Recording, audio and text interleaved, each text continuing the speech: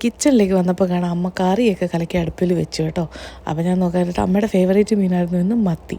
അമ്മയ്ക്ക് കുഞ്ഞു മീനുകളാണ് ഇഷ്ടം കേട്ടോ, മത്തി, കാറിൽ. അപ്പോൾ കാറിൽ ഇവിടെ അങ്ങനെ കിട്ടാറില്ല. മത്തി കിട്ടിയപ്പോൾ വിഷ്ണു ചേട്ടൻ മത്തി വാങ്ങിക്കൊണ്ട് വന്നു. അമ്മ അത് കറിക്ക് റെഡിയാക്കി. അപ്പോൾ ഞാൻ നോക്കിയപ്പോൾ കാണാം എനിക്ക് ഫേവറേറ്റ് സാധനം അവിടെ ഉണ്ട്, കണവ. അപ്പോൾ കണവ അമ്മ അരപ്പൊക്കെ പുരട്ടിയോടെ വെച്ചിട്ട് കേട്ടോ വറുക്കാനായിട്ടാട്ടോ.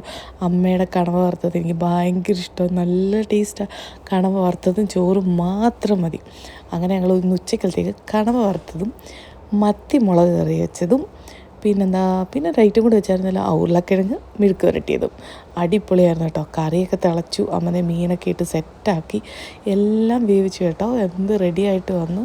പാത്രത്തിലോട്ടൊക്കെ എടുത്ത് വെച്ച് വീഡിയോ എടുക്കാൻ ഞാനങ്ങ് മറന്നുപോയി. എന്നിട്ട് ഞാനങ്ങ് കഴിച്ചു തുടങ്ങി പകുതിയായപ്പോഴാണ് വീഡിയോയുടെ കാര്യം ഓർത്തെ.